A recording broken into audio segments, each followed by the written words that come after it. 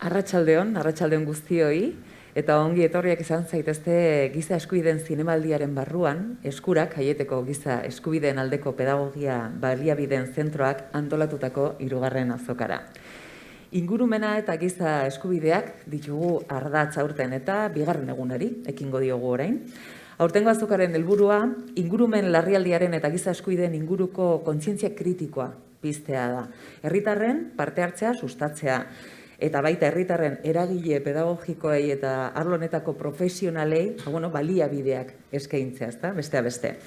Ingurumena eta giza eskubideen aldeko hezkuntzarako baliabide pedagogikoak izango ditugu hizpide.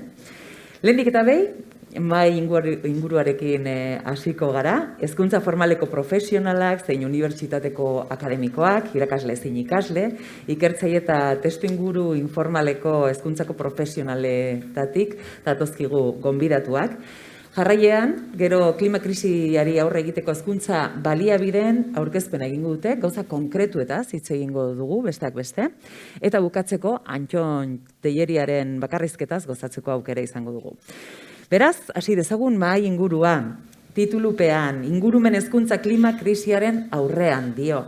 Eta horretarako, aurkezpenekin hasiko naiz. Gonbidatu itzelak ditugu gaur, besteak beste Izaskun Orbegozo. Kaixo. Ongi etorri, hemendik aurrera Kakun, deituko zaitugu. Biologian lizentziatua, zoologian espezializatu eta egokitzapen pedagogikoa egin ondoren Jerseyra joan zen desagertzeko arriskuan dauden animalien mantenua, zein kautibitatean ugaltzeari buruzko diplomatura egitea International Wildlife Preservation Trust eta Kent Unibertsitatean, ezta? Handik bueltan ingurumenaren kudeaketan, Instituto de Investigaciones Ekologikasen masterra egin zenuen, geroztik irakaskuntzan, ingurumen heziketan, naturgunen erabilera publikoan eta ondarearen interpretazioan egin duzu lan. Galemis enpresaren sortzailetako bat izanik ere. 2010tik Kutxa Ekoguneko edukien koordinatzailea zara. Eta zer dan Kutxa Ekogunea? Etorkizun jasangarriago bat lortu eta klima larrialdiari aurre egiteko makina bat ideia proposatzen dituen, ezta, proiektua da, Kutxa Fundaziotik, datorkiguna. Eta batez ere, nahi duzuena da, hezkuntza, aisia berrikuntza, elkarlanearen bitartez, natura eta jasangarritasunaren 4 atalak landu. Besteak beste direla ingurumena, ekonomia, alderdi soziala eta kultura, besteak beste. Horren inguruan hitz egingo dugu. Bale, oso. Jose Angel Lasa, arratsaldeon. Arratsaldeon. Magisterizan diplomatua, soziologian lizentziatua eta arte ederretan doktore. 1987 ezgeroztik, arte ederren fakultatean irakasle zara. Egun zeramika masterrean kolaboratzaile eta alde berean eskulturgilea. Taldekako eta banakako erakusketetan aritu zara, Euskal Erkidegoan, zein nazioarte mailan ere, Bilboko Arte Ederren Museoan, Arti Museoan, gune publikoetan eta bilduma pribatuetan obra daukazu. Artekom, arte eta komunikazio transizio energetikorako taldeko partaidea zara, ezta? Bai. Ondo, eta zer da Artekom? Proiektu honek prestakuntza esan bezala eta ikerketa jarduerak artikulatzen dituzue beti ere, artea eta komunikazioa uztartuz, besteak beste. Kontatuko diguzu hori ere. Iratxe, Diaz Saretxaga, arratsaldeon. Arratsaldeon. Arkitektura oinarrietako gradua eta arkitektura masterra da jeten. Arteko gradua pinturako aipamenarekin eta hezkuntza artistiko espezialitatean irakaskuntzarako prestakuntza unibertsitate masterrarekin. Arteak pentsamendua sortzeko duen gaitasuna interesatzen zaizu bereziki, ezta? Bai, hori da. Atentzio jarrita. Hitz egingo dugu horren inguruan. 2018tik ikasturte horretatik Artekom taldeko partaidea zara, beraz aurretik elkar ezagutzen duzu, Eta 2019an egin behar dugu eta 2021an egiten ari gara talde erakusketen parte hartzailea. Nuevo Curriculumen disiplinarteko egonaldietan egindako argitalpenean, Visiones del Paisaje artikulua egilekidetzan aurkeztu zenuen ere, eta artearen ikuspegitik ekologiaren inguruko hausnarketak landu dituzu. Ikusten duzu, haze bioak dituzten. Iar nasi gabe gelditzen naiz irakurtzen duen bakoitzeko. Ongi etorria zeu ere. Eta azkenik, Izaro Basurko ingurugiro zientziatan lizenziaduna da Salamankako Unibertsitatean, toki ederra, Salamanka. Bai. Ikerketa eta lankidetza proiektuak kudeatzen ibili da azken urteetan, eta orain Empower izeneko proiektu Europar batean zaude lanean. EHUn, energia transizioei buruzko doktoretza egiten duzun bitartean. Brasilgo kasua duzu aztergai eta Rioko Unibertsitatean egin duzu azken ikastaroa, energia eta gizartea gaur egungo kapitalismoan izenekoa. Azken urteetan, mugarik gabeko ingenieritzarekin eta ekologistak martxanekin egonda elkarlanean, eta egun Ekopol ikertalde kontsolidatutako partaidea zara. Eta Ekopol zer da, ikerketa talde berri bada, 2018an sortua, Eusko Jaurlaritza eta Euskal Herriko Unibertsitatearen eskutik, eta kontatuko diguzu, aurre dago zertan datzan zehazki. Hasi gaitezen, arratsaldeon guzti hori berriz ere. Arratsaldo bero bat eman diezei, egun favorez.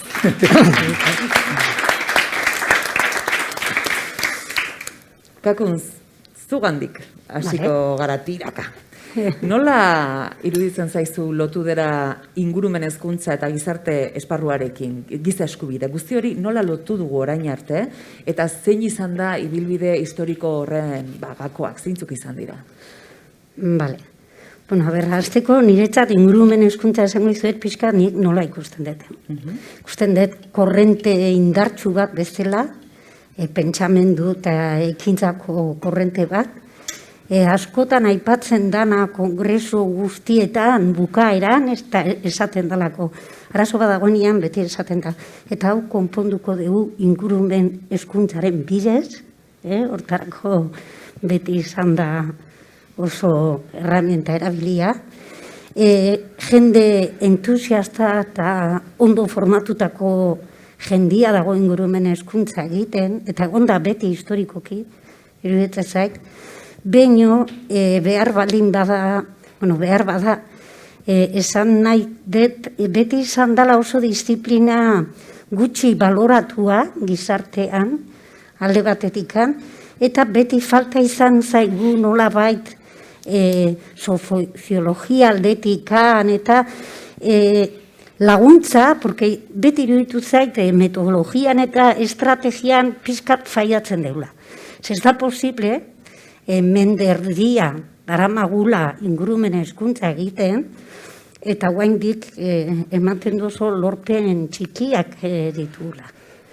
Orduan, hori esanik, esan dut mende erdia, ze guretzat ingurumen hezkuntza korrente hau hasten da Estokolmon 1972an, eta han ja nahiko bizio holistikoa edo ematen zaio gaiari. Han, eta gero handik, 3 urteta, Belgradoko eskutitza, seguro oso ezagun aite zaizuela, hor ja ikusten da ingurumenaren degradazioa dala gizak sortutako zerbait, eta guk gizakiok jasatzen ari gehala, eta gaineak giltza guk daukagula. Orduan hor ja lotura hori egiten da oso hasieratik. Nik uste hori nahiko argi izan deula ingurumen hezitzailek. Gure programa guztik, beraz, eduki dute oso argi, egia da, hasi ginala natura juten ezautzea zugaitzak, naturzientzia itea, kanpoan, ez da, horrela ginen. Nik uste berehala konturatu ginala zertarako egiten ari ginen eta loturak egin diala hasieratik. Beraz, beti egon geha oso erne, nazio batuen erakundeak egite zituen bilkurak, ze Belgradon ondoren etorri zian Tbilisi, Mosku, oso dokumentu, pisuzko dokumentuak idazten eta hortikan edan dugu. Gero beste aldetikan ere egon geha oso erne lurraren gailurretan, Rio de Janeiro, bueno, Izarok igual gero komentatuko digu ez, horren inguruan zerbait. Eta Rio plus 10 deitzen dioguna, handik 10 urteta Johannesburgon izan zan gailurra. Pentsa han ere, osea, Itzein zan, batik bat, urari buruz, baina uraren kudeaketak, urak ekarriko zituen arazo belikoaz, pobreziaz, hortaz hitzeitezun lurrare, hitzeitezun jendiak lurraren gailurrean, ez da? Beste dokumento referenteak guretzat izan dira giza eskubideak eta aurren eskubideak, gero Maialenek ere kontatuko dizuen nola Kutxako Eguneko azkenengo proiektuan hori ere oso presente izan deun. Eta hortikan gatoz, nik ustet badaukagula bizio holistiko hori, oso argi daukagula importantena, osea, naiz asko hitzein ekonomia, gizartea eta ingurumena, oso argi daukagula gainean dagoela biosfera eta bizitza, guztiaren gainean, hori da babestu behar duguna orain, eta hori, jungo geha pizkat hitzeiten, baina igual faiatzen dana da gehiago metodologiak. Gaur ikusiko ditugun baliabidek seguro berritzaileek diala, eta nik uste azkenengo urtetan hortan ere gehiago asmatzen nahiela. Igual talde interdisciplinarretan sortzen dialako. Gure garaian dana biologo ginen, eta oso motz gelditzen ginen. Metodologiak komentatzen dituzu, metodologiak, Jose Angel, transmisioa ere akaso, zer dago hor, ze gauza bada metodologiak zuek orain arte jakin adituak izan dituzue zuenek, baina beste gizarteratzeko garaian zein iruditzen zaizu dela erronka handiena? Alde batetik nik esango nuke gai hau ez dala gai bat. Da beste dimensio bat. Hau errealitate gordina da. Beraz ez da ez zientzietakoa, ez politikakoa, ez ekonomiakoa, ez soziologiakoa, ez lurralde antolaketakoa, beste zerbait da. Dan hori dagokigun gai bat. Ezin da ikasi ez matematikaldetik, ez fizikaldetik, edo danok hartzen dugu gure gain, ez dugu ezer egingo. Beraz, baliabideak eta metodologiak nik uste, guk uste, arte derretan ala ikusi dugu, guzti hori presentuko horret. Ez du balio artearen ikuspuntutik, balio du. Edo biologiaren ikuspuntutik, edo danok hartzen dugu, edo jai dugu. Eta ez da nahiko bai denek orain pankarta ateratzea. Hau hamarkada atzerako hamarkadetan gai presente bat egonda. Momentu honetan, 4 hilabete Ameriketan ez zegoen klima arazorik, 4 hilabetetan klima arazo potolo dago. Fin, hori nik metafora deitzen diot. Batarena zein bestearena. Errealitatea gordinakoa da. Eta guk, eta hori ikasketa aldetik, eta guk arte derretan ikusten genuena zen, noski, guk ezin dugu gauza asko ezinetu galdatu, errealitatearen aldaketetarako tresneri berezi bat hortarako ez daukakulako. Gu beste tresneri bat daukako. Orduan guk esaten duguna, guri gai hau interesatzen zaigu, hortan mugilduta gaude, jasotzen dut, izaskonek esan duenan gai holistikoa dela. Hain zuzen hori izan nahi nuen orain ere, baina zuk hartu duzu, zuk erabili duzu hitz hori eta jasotzen dut. Eta holistikoa denean, arte derretan zer, guk errebisatzen ditugu gure ikasketetarako ditugun kompetentziak eta bereziki ez da jasotzen hau. Sospetxatzen dut beste ikasketa gehienetan, ze fakultatetan da zentroetan ere ez dala jasotzen behar da bezala. Jaso beharko genukela, bai. Eta jaso beharko genuke, eta horregatik berriro insistitzen dut, ez biologiako gaia delako, ekonomiari dagokion gaia delako, edo politikari dagokiolako, baizik errealitate gordina delako. Den hori, zentzu guztietan dagokion zerbait delako. Eta ez da ikasketetan egin badan zerbait, danean, familietan, kalean, hirietan, politikan, fabriketan, gordina da. Eta gainera, gure etxea izoratzen ari gara, izoratu dugu, eta bietako bat, edo etxe hori konpontzen dugu, edo jai dugu. Orduan, arte derretan horrean zer? Guk badakigu gure tresneria zertarako balio. Gureak ez du balio aldaketa konkretu zehatz neurrial legediak sortzeko. Guk metaforarekin egiten dugu lan. Eta guzti dugu oso importanteak dela metaforak gauzei aurre egiteko. Nik gaur azaltzekotan azaldu dezaket gure tresneria hori zein den. Ez dut esan, ez dakit nola esan. zoologiako batek zer esan behar duen, edo eskubide fakultate batean zein legedi planteatu beharko luketen mundu mailan, lokal mailan, nik hori ezin dut ez dakit. Asko interesatzen zen, baina nik ez dakit. Orduan nik planteatzekotan planteatu behar dut guri dagokigula, metaforen mundua. Eta metaforen mundua gero azalpenean komentatuko dut. Eta orduan, guk arteetan hori ikusita zer egin genuen, guk talde bezala, ikasketetan agian momentu zer egin handirik ez dago, kompetentziak aldatu behar dira. Eta hori urrengo, txanda bat, etorri arte, zaila da fakultatetan, kompetentziak aldatzea, trinko daudelako, dauden hortan. Orduan aldaketak, zer egiten dugu, TFM-etan aleginak egin, TFG-etan aleginak egin, hor gai hau sartzeko. Baina ez gara gelditzen batzutan ez dakit, ez jakintasunetik diot, horregatik hau demen eserita, gehiago ikasi dezagun. Batzutan ez gera gelditzen parte teoriko horretan, ikerketa asko bai, gauzak badakizkigu, informazio iristen zaigu, baina akzio konkretuak nola ematen dira. Gizartearen parte garenok nola ulertzen dugu guzti hau. Zertan aigea horran kasartzen, Izaro. Gizartearen aldetik da agian, ez garela nahi bezain beste gerturatzen behar den horri, edo akaso hori, gelditzen gea hitz potolo hietan eta hainbeste entzun eta gero ez digu harmonik egiten. Ja, hortikan gai asko ata dituzu, ez? Eta bat da hori, esatea, Kakunen komentatu digu, ez? 79 Estokolmotikan, Riotikan badakigu, ez? Zein den, zeintzu garen erantzuleak, ez? Gizakiak garela, ez? Lurrak daukan egoeraren erantzule. Eta hortikan aurrera, asko eginda ikasketetan, baina berdin jarraitzen dugu, eta gero eta isurpen gehiago ditugu, gero eta ez, kontaminazio edo kutsadura gehiago sortzen dugu, eta horrenan kontra zeo zer egin behar da. Eta hezkuntza baliabideak, erabilibide askotan, jakintza hori handitzeko. Baina gian jakintza gero eta handiago ukitak ez du esan nahi gero eta ez, guk hobeto ingo egunek hori ez egiteko, ez? Gero eta gehiago dakigu gu izan garela erantzule, eta gu isu ditugula inbeste, ez? Tona CO2 atmosferara.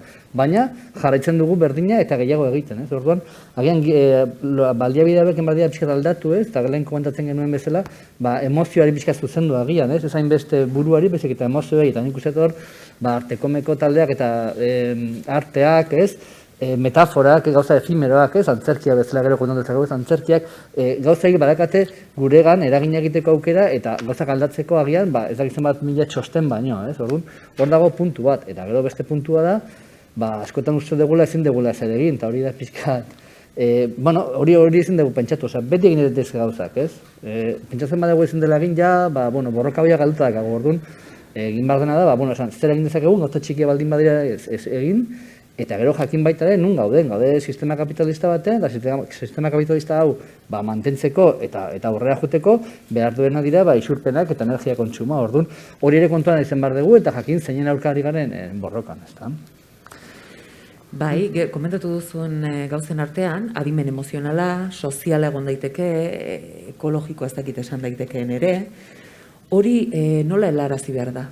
Gaur egun ditugun datuekin, ez bakarrik datuekin diot isurik eta aldetik dauziat datuekin, hau da, mezu horiek zenbat iristen diren eta ez dakigun honetan, zer egin behar dugu iratxean? Zuri egunerokoan eta zure lanaren bitartez zer ikusten duzu? Zaila da esaten, baino hirurok esan dugun edo esan duten hildora edo lotuta uste dut giza eskubideekin ere komentatzen dela askotan eta hartzen ditugula bermatuta eskubide batzuk, baino eskubideekin beti dago lotuta bete behar bat. Eta uste dut honetan arazoa dela bete behar hori zaila dela onartu behar dugulako esandako gizarte honetan dauzkagun eskubide asko daudela bermatuta beste batzuen baliabideak erabiltzen ditugulako.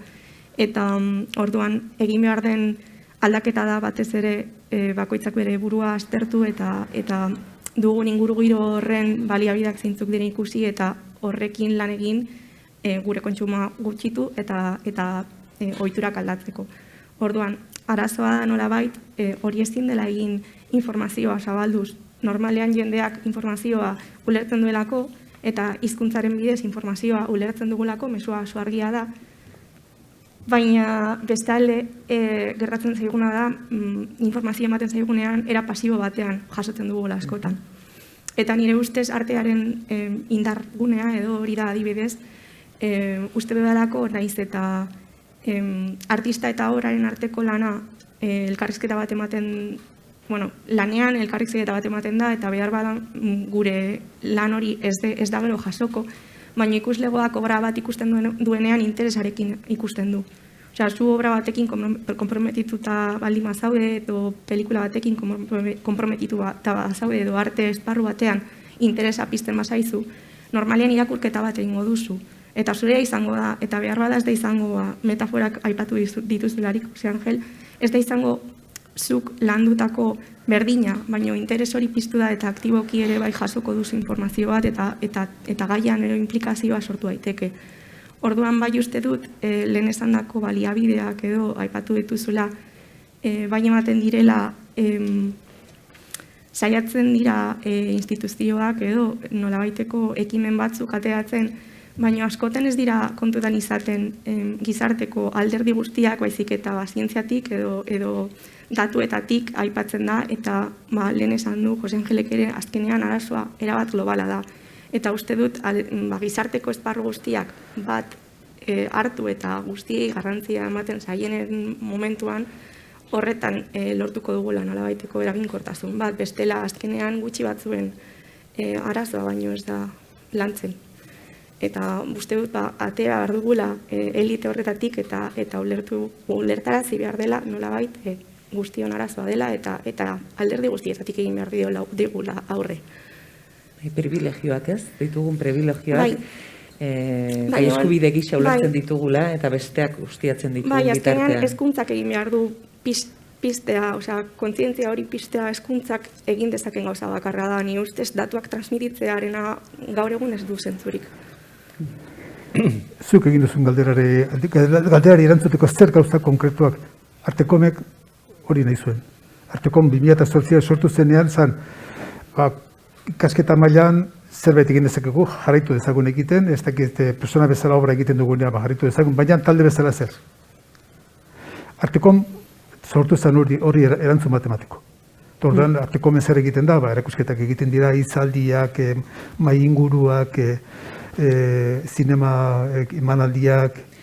Ze parte hartze dago gizartearen aldetik? Gure parte hartzea oso txikia.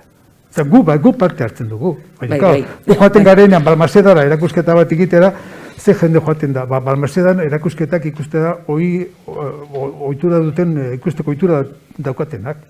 Orain, maiatzaren 25ean Carlos Santamarian egingo dugu erakusketa hemen, liburutegian. Nostu joango dira. Guk ez dugu kapazitatea jendea erakartzeko.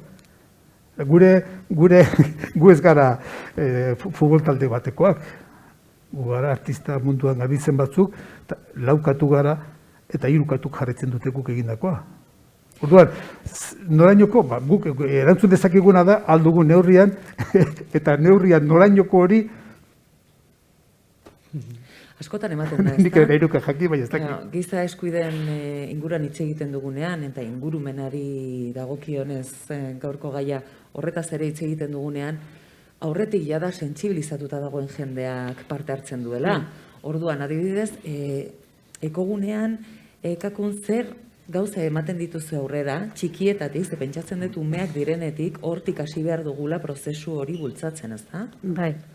Bai, nik uste leno jarri dut zalantzan erabiltzen ditugun metodologiak. Eta ni nator, ez nator arteetikan, esan dizuet, nator gehiago biologia arlotikan, eta hezkuntzan ibili eta naho. Beti gauzak ikasten ditugunean dana da lineala, ezta? Azeria jaten du, untxiak jaten du belarra, eta hoi gezur handi bada, ekosistematan harremanak daude dana saretuta, ez dira bakarrik atetrofikoak, dana dago, zera ez? Saiatu berga niretzat puskatzen esan diguten guztia, ez dakit nola esan. Nik ume txikegi askotan esaten nien. Bira hau gurria, hau berdea, zuretzat, txori batek ez du horrela ikusten. Jarri behar dugu nola dana zalantzan, relatibizatzen. Eta zentzu horretan aia bin eta berriro esaten ere, lehen da bizi ikasi behar da, teoria jakin behar dugu, gero praktikan jartzeko. Ba, igual ez, igual jendia jarri behar dugu ja praktikan.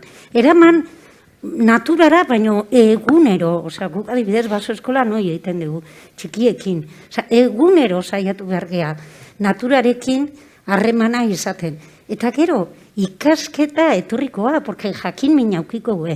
Ordu nik ustet, zalantzan jarri behar ditugula, guain artean ditugun gauza asko. Eta zuek esaten dezuen bezala ez, artea beak lagundu dezake emozioak mugitzen. Orduan batzutan, nahikoa da, hori piztea, ez jendia azteko ostra. Bilatuko dut informazio gehiago, ingo zerbait, aktivismotik, nazten da jende asko. Bira, Fridays for Future. Guri gazte batek, guain egin deun prozeso batean, eta orain zer izenekoa, gazte batek esatzen zigun. Ni nago oso komentzituta, gauza gaizki darrela taldatu berditula. Guain, ni jartzen naiz taberna baten barran horrela. Parean dauke lagun bat, esaten dit. Eta zergatik, falta zaite narratiba, diskursoa. Etorriko zaio gazte horri. Baina beha dago kalen soinua egiten. Ze badaki zerbait ez dula funtzionatzen. Orduan hori esan nahi dut, nola. Askotan astu betiko munduak eta saiatu bide berria bilatzen, iruditzen zait. Bai. Nik horri jarraiten esan nahi nizun, azkenean bidea anitzak direla, ez dira bide bakarra, baizik eta asko izan behar dira eta ezberdinak, bai baso eskolak, bai artezko erakusketak, bai hitzaldiak, denetatik egon behar da, bestela ezingo jendea iristeko alditugun baliabide desberdinenak eta gehiena lortu behar ditugu. Eta askotan hitz egiten dugunan hezkuntzari buruz baita ere komentatu nahi nuke ez dela bakarrekan beti pentsatzen dugu umeengan. Baina nork eragiten dio ez presio gehiena, ez? Gure planetari ez dira kasualki umeak, baizik eta igual ja helduagoa direnak eta kasualki enpresa handietan dauden jende hori da, ez? Orduan agian ingurumen hezkuntza ere aia izaten du behar zaie, eta esan behar zaia izue, ingurumen hezkuntza denontzako da, eta denok egin behar dugu hemen gure zatia, ez da? Eta horren arira, lehengonean ez duk esan dezun bezala, nire egon klase baten, hemen ez dut esango zek fakultatetan, eta egin genuen aztarna ekologikoari buruzko saiotxo bat, eta bagatzen zen, 4 planeta bagitula, o 5 planeta, ez? Eta, zeingo dugu hori aldatzeko. Eta batak zen, nik kotxea ez dut mugituko, nik kotxea behar dut, niri kotxea ez kendu, ez? Orduan, badago jendea, resistentzia asko dakaguna, eta dakana horren dikan, adibidez, kotxea ez erabiltzea. Berak bere kotxea du, erosi egin du, eta hori erabiliko du bai, ala bai. Orduan, horren aurka ere, resistentziaek jakin barritugu nola, bultzatu edo aldatu, ez? Eta hori ez dago erantxita edo lotuta pertenentzia, da komunitate sensazio horri, akaso ez dugu galdu komunitate sensazio hori, zuek egiten dituzuen gauza horietan eta konkretura joatea eskatuko dizuet, egin genuen antzerki bat honen inguruan, edo baliabide hau erabiltzen dugu adibidez komunitate sentimendu hori berbizteko, horrelakorik egiten duzu edo gauza konkretuari begira? Zuk idazu beste zerbait esateratzeko ari buruz konkretuak, agenda 21. Herrioko gailurra eta gero, agenda 21 martxan jarri zen, eskola guztietan, institutu guztietan egon da martxan. Orain, agenda 21 martako. Nire seme alabak ditut, agenda horren barruan.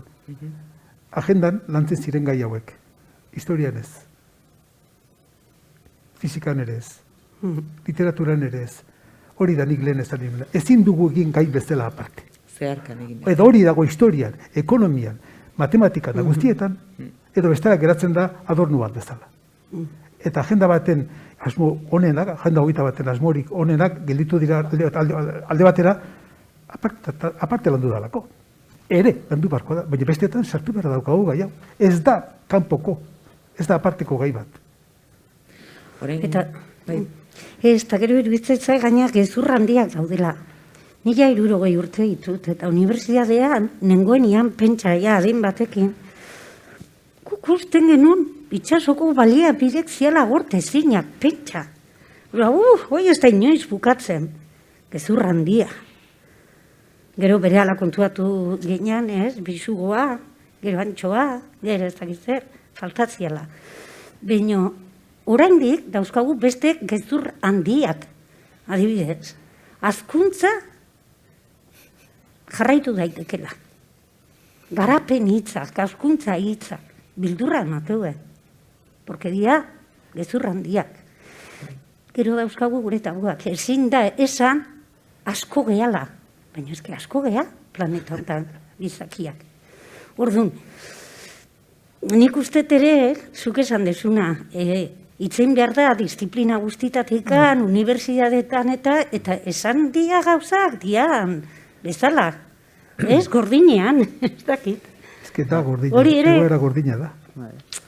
Hori eta dakigu, eta pentsatzukin ez da nahiko, praktikan hori aurre egin behar diogu. Eguneroko bizitzatik, ikasketetatik, lan mundutik, eta guzti hauen baina eske ez dago besterik. Orduan, mutil horri igual esan behar zaio, kotxea, pues ez dakigu izango duzun kotxea, igual nik ez datorren. Baina, Hemendik urte batzuk, ez dakit. arira, erragai fosilak ere ez dira, ez? Bukatu ingo dira, petrolera bukatzen nahi zaigu. Itxi gara, bukatzen nahi zaigu petrolera, orduan hori ere kontuan eduki behar dugu. Ez dugu jarraitu orain bezala azkunde hori jarraitzen, ez? Egiten, PIBa edo BPGa edo ezin dugu, ez? Gora eta gora eraman. Baina ze politikarik esango digu hori. Nor dago prest esateko aizue, egin behar duguna da, bagian beste lan batzuk lortu, gutxiago lan egin, ezain beste kotxe ez, sortu, hori ez dugu inork esango, zergatikan, beti goraka junbargarako, baina badaude, inguru giroarekin askoz ere, hori, aberastasun handiagoa dituzten, ekimenak, artea, antzerkia, musika, eta holako gauzak egin behar dina da, sustatu, ez? Ze, ezin duguna da, gero eta gehiago kontsumitu, gero eta gehiago, ez, energia gehiago, produktu gehiago, telefono mugikor gehiago euki, eta pentsatu, aldatu ingo dela noiz bat gauza, ez? Eta beste batzuk aldatuko direla lehenago, eta gu gero joango garela atzetik, ez? Badago Tradener izeneko proiektu bat, Izaro, konta iguzu zertan datzen? Bueno, Tradener proiektua zen, transizio energetikoa eta demokraziari buruzko proiektu bat, eta arteko mede bertan, egin genuen gure, ez, elkarlana, eta zen ikustea, nola ikusten dugu Tradener taletikan, transizio energetikoa egin beharko degula, gero eta energia gutxiago dakagula, eta hori nola egin behar dugun, pentsatu, zatikan. Batzuk argi dakate, dirua daukanak ikutu da energia, eta ez daukanak ez, baina gune deguna da, pentsatu, nola egin dezakegun hori demokratikoki, edo bintzat, zeintzu diren guztien bete beharrak, ez, denok ikutzeko behar dagoen energia, eta jende asko gaude mundu hontan, baina fikatzen bagea, energia kontsumitzen duten jendeen, eguneko gehiago, kontsumitzen duten energiaren eguneko 80, ez? Orduan, agian baita ez da bakarrikan asko daudela, bezakita, banaketa ez dakagula ondo eginda, ez? Orduan, horri ere, pixkate, ez? Fokoa jarri, eta esan, transizio energetikoa badator, etorriko zaigu, eta junbarga ikusten, nola moldatu eta nola egokitu hoberen eta denok, ez, gutxien sufritzeko, ez datik abantxe bertan, Euskal Herri mailan ere eta Espainia mailan, pobreza energetikoa kasu bada, eta jende askok ezin du, edo, bere soldataren parte handi bat, energia gasoetara dijoa. Orduan hori, behar bat da, ez? Ez dugu kutsatu nahi, baina batzuk energia gabizi dira, eta ez batzuk ari gara, behar baino eskaz ere gehiago kontsumitzen, dirua dakagulako bakarrikan, ez? Orduan, hori buruzko hausnarketak egiteko taldetxo bada, eta, sortu genituen, adibidez, antzerkia, zendutzen gauza individualak ez, sortu genuen antzerki bat kolektiboki, da bintzate, gidoia egin genuen kolektiboki, egin genuen ikerlan kolektibo bat, eta horren bitartez sortu genuen antzerki bat, eta antzerkia izan, kaktusa bizirik deitzen da, eta da, energiari buruzko hausnarketa guzti hauek, antzerki bidez erakustea, ez? Eta egia esan da, oso polita izan zen, aurkeztu gendu 3 aldiz o 4 aldiz egin dugu aurkezpena, eta gero ematen digu, aukera, holako mahai ingurua bezala, behin mahai gaina jarrita gaia, horri buruz hitz egiteko. Eta baldia bedi oso polita da hortarako.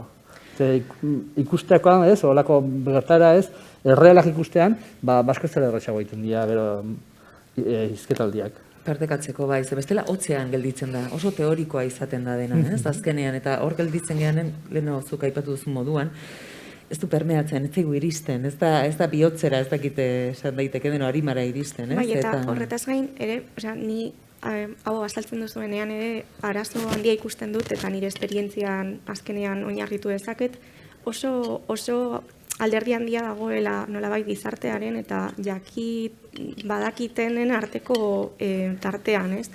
Eta tarte hori topikoekin konpontzen da.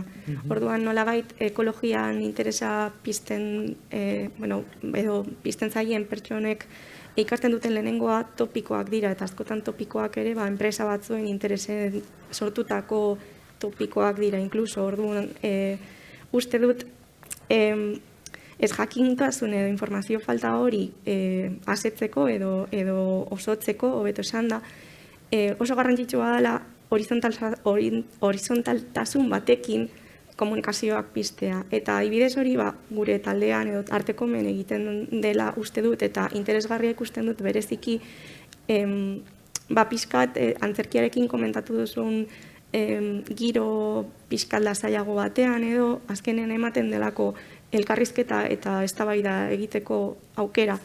Eta orduan agertzen dira edo plazaratzen dira topiko horien arazoak eta errealitatean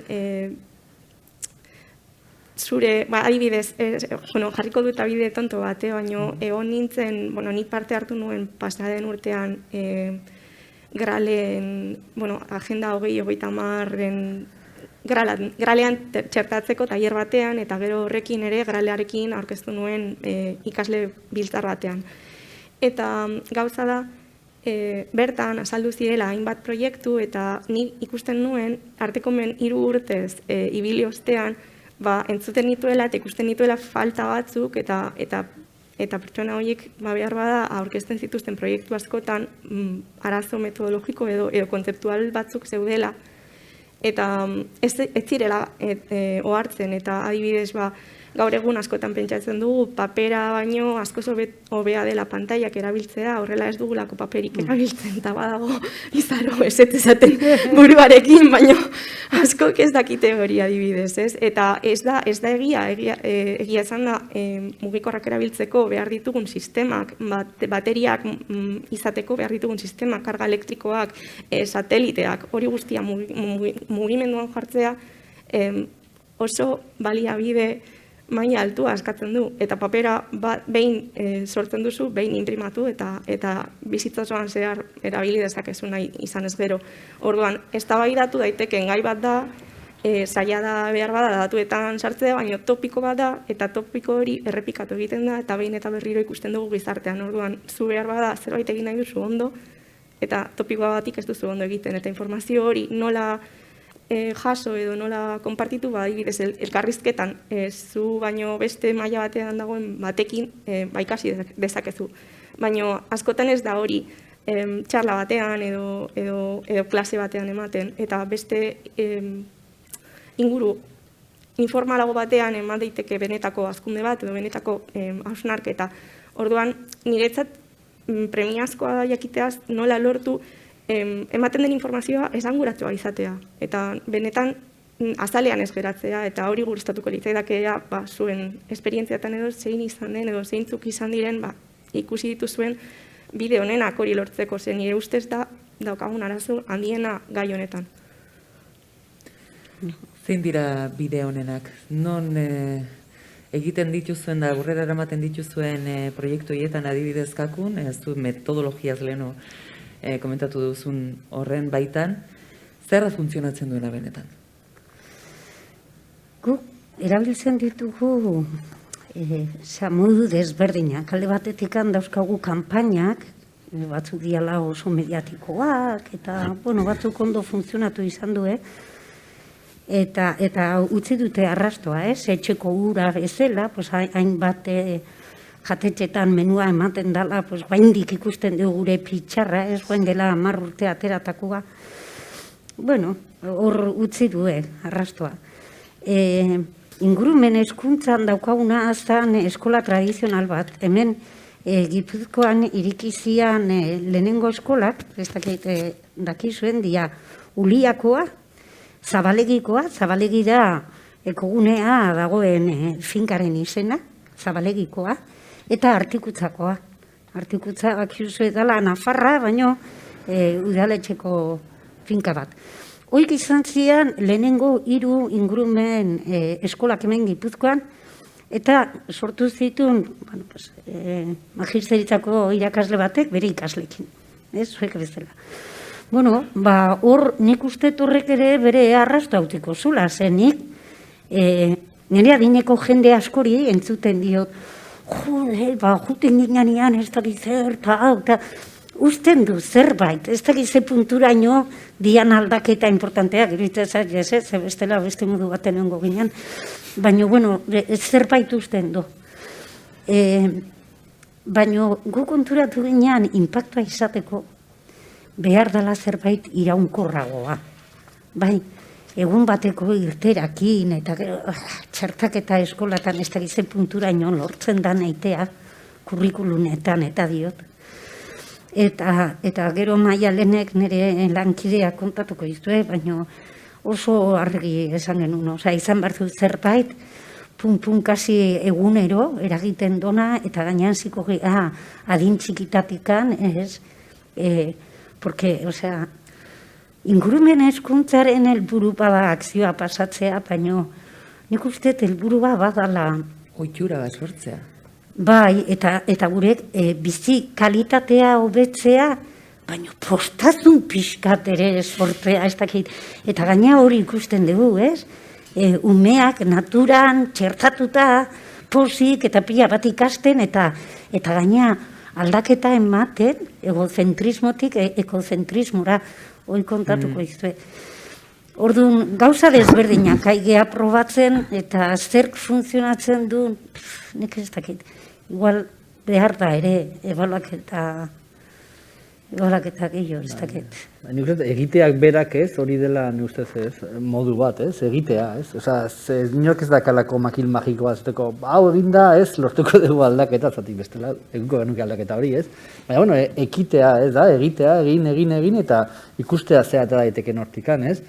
Inpaktua lortzeko, egin ezke gauza asko, baina nik zaila ikusten dut, ez, dakagun, sistema eta makinaria guzti honen gainetikan, adibidez, euskeraz bakare ari baldimagea, ez, nun gelditzen garen, azteko, ez, eta, zaila da makinaria guztiaren aurka egitea, baina zerrekito badaude, arrakalak badaude, eta nik uste hortik dagoela aukera gozabek aldatzeko, eta, esan duzuna, egozentrismotikan ekozentrismoa, ez, nik uste individualtasunari buruz hitz egin dugu, eta komunan, ez, nik uste hor bai dagoela, individualtasunaren bide bat, ez, eta hori bai sistema eduna, ez, gero eta bakarrako gotea, eta orain COVID-19 erraxago da, ez, isolatuta gotea, eta, eginetekin goza da, batu, elkartu, ez, eta horrekin bai sortzen dela alako, buru desberdinak, helduak, gazteak, emakumeak, gizonak, ez, denen artean zeo zer sortzea, eta hori dela, bide bat, nik esango nuke adibidez, hori anistasun horrek sortzen dituela,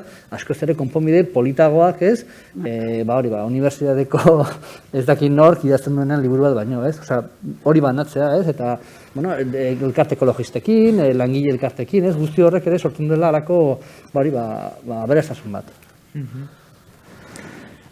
Neurri batean izaten ari garen guztia da, eguneroko bizitzaria galdera bat egin behar digula.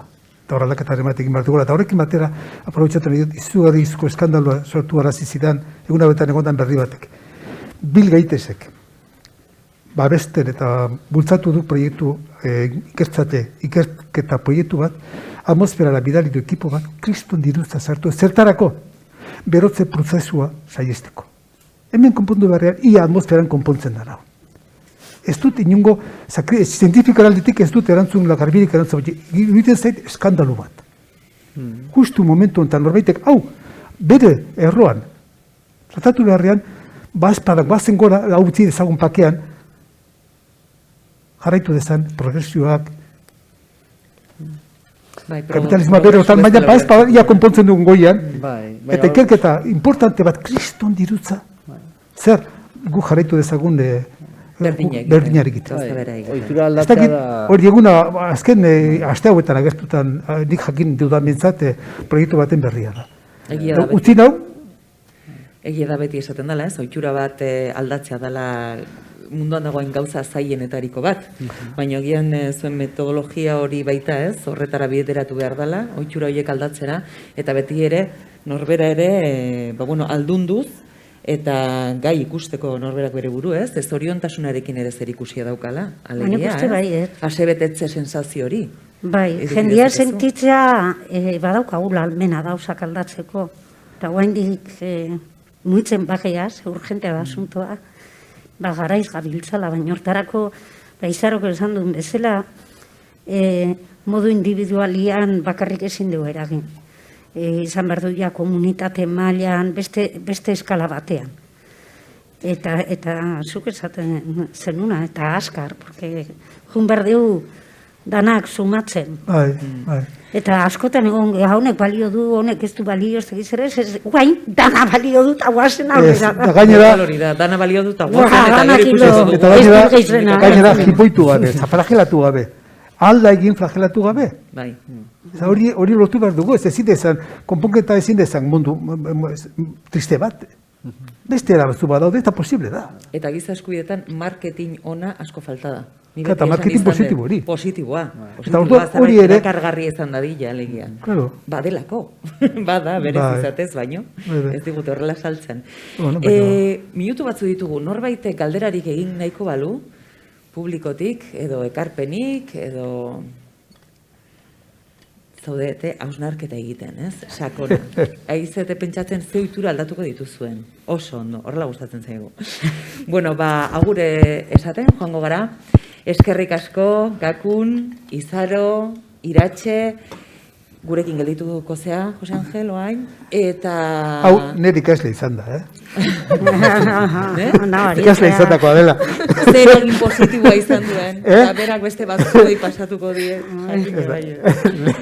Bueno, txalo bat bereientzako, mesedez.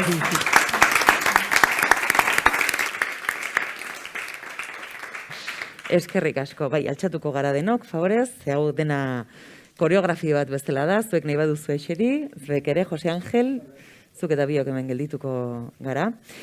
Bueno, orain panelari ekingo diogu, 3 partaide daude, 3 panel, 3 aditu izango ditugu, eta gauza konkretuetara eramango gaituzte lehenbizikoa Jose Angel Lasa dugu, ezagutzen duzu egia da, familikoa bezala da, eta berak arte metaforak inguru giroan, horren inguruan hitz egingo dugu, hitz egingo digu.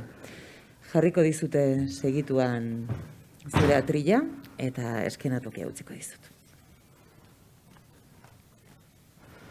Konduze, hortxe dator.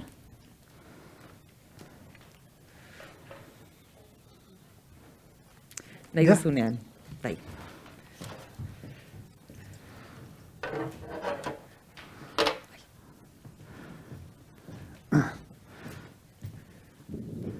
Ja, hasiko badiz? Bai, mesedez. Bai.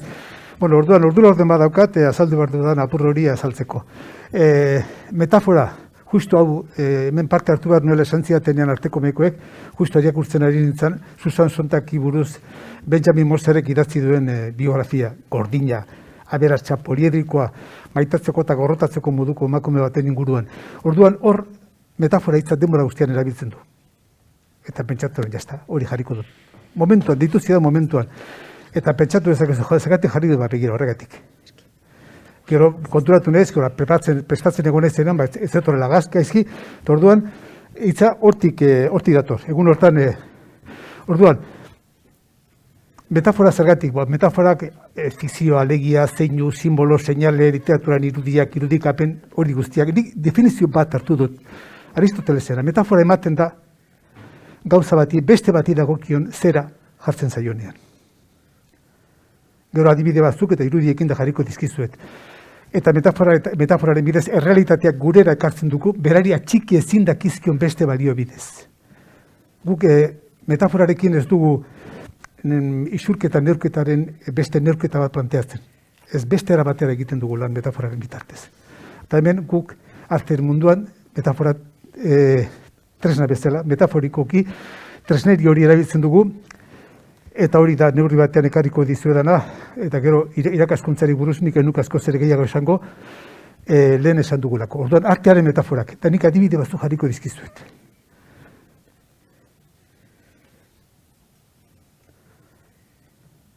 Hau ez da gerra.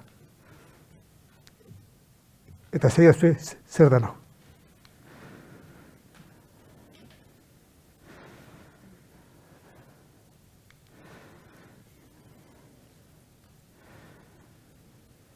Betikin parekatu, errealitatea, metafora, Vietnameko gerrakoa. Horia, orio zein prozes.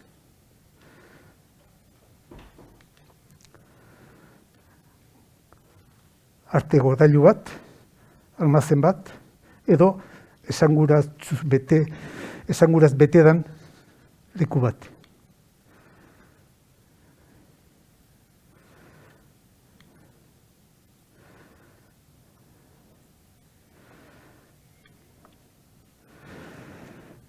Hau dira niretzako metaforak. Ez dute Espainiako gerra kontatzen, ez dute 19. mende hasieran egon zen gerra hura kontatzen, Madrilgo egoera hori ez du kontatzen, Txillidaren lana Donostira. Bi banderak kontatzen dute Bilbo, Donosti, Kopa, Finala, tabar. Hoi edera metafora dira. Beste zerbait ez baliatzen da, errealitateari aurre egiteko, beraritateko ez dion ezaugarri horiek kontatzeko. Orduan, zertzu diran metaforaren bi ezaugarri artifizialtasuna, hori da, hartu dut, bere hortan hartu dute, Enrik Puñeten zati batetik hartu dizuet. Eta orduan, bi izetan da, artifizialtasuna eta fikzionalitatea. Fikzionaltasuna direla metaforaren ezaugarririk nagusienak. Orduan, zer gertatzen da, hoien bidez egiten diogula guk aurre egoerari. Eta orduan, hori esatea erreza da, horren inguruan tresneri egoki bat sortzea da gure arazorik handiena. Zein da tresna egoki? Picassok asmatu zuen? Picassoren kuadro hori, orain dela 45 urte, taberna batera joaten ginean da ikusten genuenean, ez zan Gernika bakarrik, nik gaur Gernikatik pasatu naiz eta han gaur giroa zegoen. Bihar bombardaketaren 84. urte urren nadalako.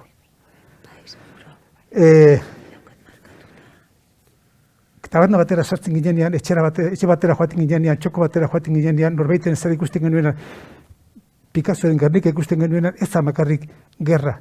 Baizik hori zeukanaren, buruaren, posturaren, Frank Paragaurrean zekuen jarreraren metafora bazen. Metaforaren metaforak oraindik.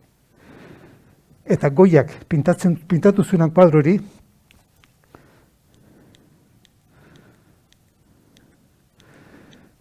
ez zan horregon Picasso egun hortan. Ez zuen ikusi. Baina gero horren berri jakin zuen. Eta kontatzen duenean, ez du alperrik egiten hori ikusten duzu aspa hori ez. Han argia dago eta hemen iluntasuna. Hori ez da realitatea. Hori da metafora bat. Argiaren metafora eta iluntasunaren metafora. Hauek lerrokatuak, makina bat bezala hiltzaileak. Besteak banan beriztuak. Kontatzen ari dana, eta han itxaroten daudenak, noiz bukatuko, eta kuadro honetan ez da hon ikusten, ez dakit zergatik, azpian hildakoa daude. Beste eremua dago, muitu hinda. Hor, zai daude beste batzuk, hauek hilda gero, berriro hor jartzeko. Hemen kontatzen ari da drama, Goiak, da pintore batek kontatu dezakera, kontatzen du ez bakarrik momentu hortan ikusti duna baizik horri buruz. Eta kontatzen duen beste realitate gordin guztia. Eta interpretazio politikoa. Eta hain zuzen hau gertatu da handik urte batzutara, Fernando Zazpigarrena eta bueltatu zenean, egin zuen Goiak eskaini zion Fernando Bigarrenari, eta onartu zuen, pentsatu zutelako hori egokia zala, goraipatzeko, espainolitatea eta Madrilgo guzti hori, baina balio du metafora bezala epokartako. Eta hau bezala beste guztiak. Jarraituko dut, denboraz. Orduan, inguru giroan, ez dut jakin nola definitu.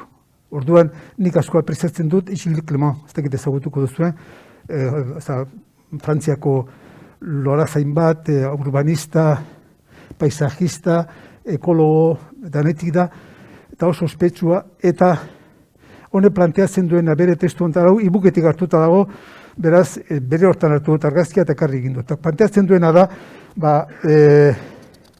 garai batean, egia izango da, garai batean, naturarekin fusio batekite bat omen geneukan naturak eta gizakiak.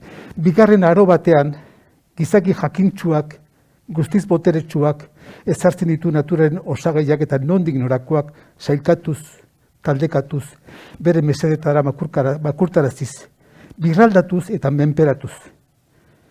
Orduan hori da, hor bizi gara gu, momentu hortan. Orduan, esaten duena da, eta honekin bat nator, ya no está por encima hoy día, no en el centro de la historia, sino en estado de inmersión en el hori lortu beharko genuke.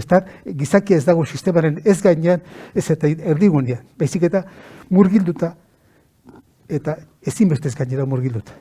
Hori litzateke gure ikuspegia inguru giroaren aurrean egingo badugu planteamendu egoki bat. Hor barruan gaude, ez da kanpotik dagoen zerbait. Aurreko eskemak ez du balio, orain arte baliogarria izatenak, eta noski aspaldikoak ere ez. Orduan, honen aurrean, arteak nola egiten aurre? Metafora bekarri dizuet. Parisko klimaren goigailurra egontzen den 2005an, hau Olafur Eliasson eskultoreak montatu zuen, Groenlandiako fiordo batean flotatzen, ur gainean ari ziren izotz zatiak hartu, Bromburg fundazioaren laguntza,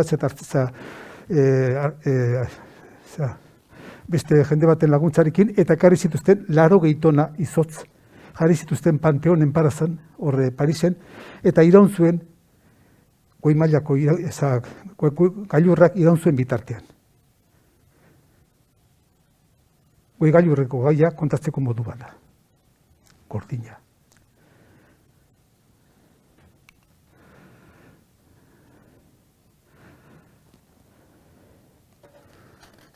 Autamesizen aurrean, bertako talde batek egindako lan bat.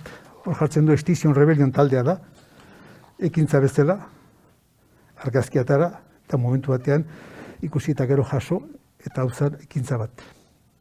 Noski, hori bakarrik da. Hori bakarrik ez, hori asko da.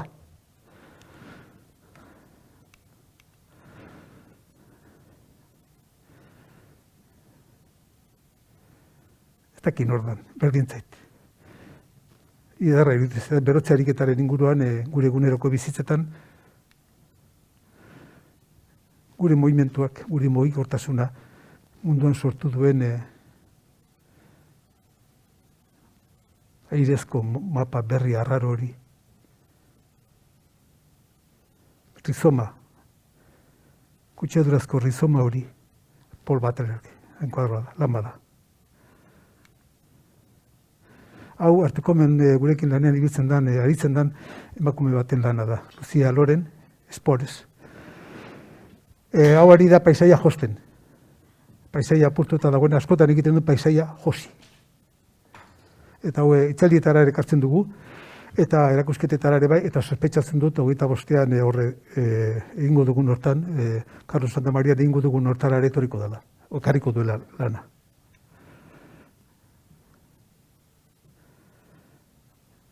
Artearen tresneriak zertarako balio duen gauzak eta esaterakoan. Imaginatu, zein da eszenarioa, eta eszenario hortan, batean, lehenengo planoan, da bat azer oinarrian. Hau, Prado Museo atera zuen, 2019an Madrilgo gailurra esan zenean. Adibidon bat iruditzen zait. Museo batez zergatik ez du parte hartuko gai honetan, publizitatea, baina gai hau importantea da.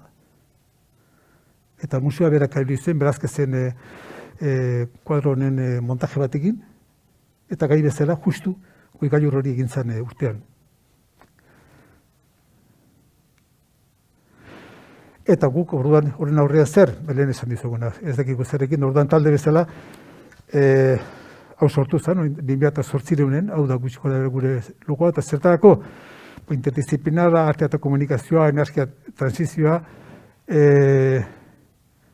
Campus Lab bizia programa barruan sartzen da, foro irekia, parte hartzailea, reflexiorako eta ekimenerako gune, sensibilizazio estrategiak ekintza artistikoak bitarteko, topaketak egiten ditu, beste proiektuekin harremanetan jarri, TFG eta TF, ezki euskeraz gal eta mal esatea gogorra da.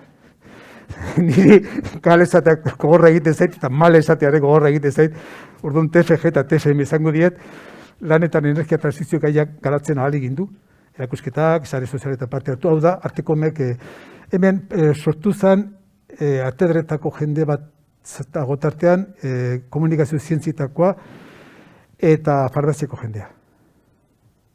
Eta ordu momentuz gu gara, bai, mugitzen ari naiz. Bai, nire jarrera. Eta orduan esan diate, horrekin batera kontatu zuk zure tresneria, nola ze tresneria erabiltzen duzun gaia kontatzeko, hau nire obra bada. Iazkoa. Orduan nik kontatzen dut, izena jarri diot Black. Eta da, neurri batean, ikusten duzu, mapa zer dan, eta beltzezko pieza horiek kotxe zatia dira. Orduan, ez dut jo, ez dakiz eta, orduan hemen, ez dakinik, nola esan, ez da bakarrik zerbait jarrita horren gainean mapa bat, ezik, oinarria, adierazle bezala erabiltzen dudana, ez da txapa arrunt bat, bete behar dudalako, baizik, petrolioaren ondorioz, paratxoketan, petrolioaren ondorioz egiten da plastikoaren zatiakin, egiten dut, soportea oinarria, gero kontatzeko horren gainean, bari jarri dut, Ameriketako, ezke hori ginuenean, Rubio zegoen agintaritzan. Eta kristuna morruan eukan, hori eskeinen nion Rubio ondiari. Orduan, Black deitu nion. Orduan, tresneria, bekusi duze, eragileak esan nahia lantzeko erabili, indartzeko modu bat, honi mapa deitu nion, orain dela ez dakizen bat urte, bezortzi jartzen du, bezortzi izango zen. Almerian oporretan, dana lehor ikusi nuen. Eta esan ziaten oso, txumberatan, gaitzara zoren bat zeugara, eta zer ikusia zeukala, bueno. Interpretazio, nik interpretatu nuen klima aldaketaren gaiarekin. Orduan kontatu nuen mapa bat txumberekin, txumbera ostoekin. Eta lehengoak eragile bat hartu adierazpenak erabatera edo bestela lantzeko.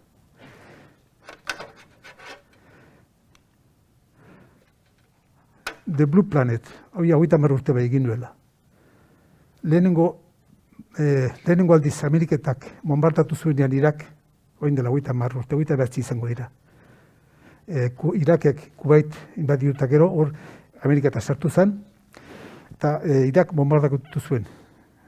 Hor petrolioaren asuntoa zegoen, eta nik kontratu nuen The Blue Planet, planeta urdina. Ilargia eta joan zerenean, esan zikuten oso urdina eta ederra zela lurra. Nik itzura mantendu dut, The Blue Planet, ez da urdina noski, baina ironia hau edo, nahi duzun bezala interpretatu, eta kontatu nuen hau Legorretako udaletxean dago, momentu honetan. Ondia da, 2 metroko zabalera du, diametroz. Eta azpiara arraro impresio egiten du azpiti pasatzen zarenan despatxutara eta joateko, gainean zintzilika ikuste hori zegina dauka.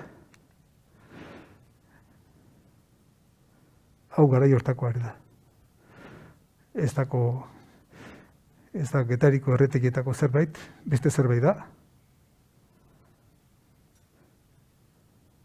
Orduan nik gutxi gora bera eta korrika eta pesaka ondan abil denboraz, hortzi ja bukatzen, Bai, zergatik esan dizuet harinak eta emango nuela ordura orden badaukagut. Orduan, hau da, nik kontatu nahi dizuetan metafora buruz. Zein da gure tresneria alde batetik oroar, eta kontatu dizuetan neara, Picassorena, Goyarena, eta ez dakin horrena, gero gaur egun mundu mailan artistak eta kontatzen duten era hori, ekagera dizuet, eta gero nire testigantza hori izan ziaten arteko emikoak kontatu zurea, ekarrekin dizuet. Lau bost irudik ara izkizuet, gehiago ez, nahiko da, zateko zein zan daiteken gure lan egiteko tresneria kasu honetan nirea. Eta erakusketetara joaten garean, nire eramaten dudan bezala beste eramaten dute, baina hori besterik ez. Bai.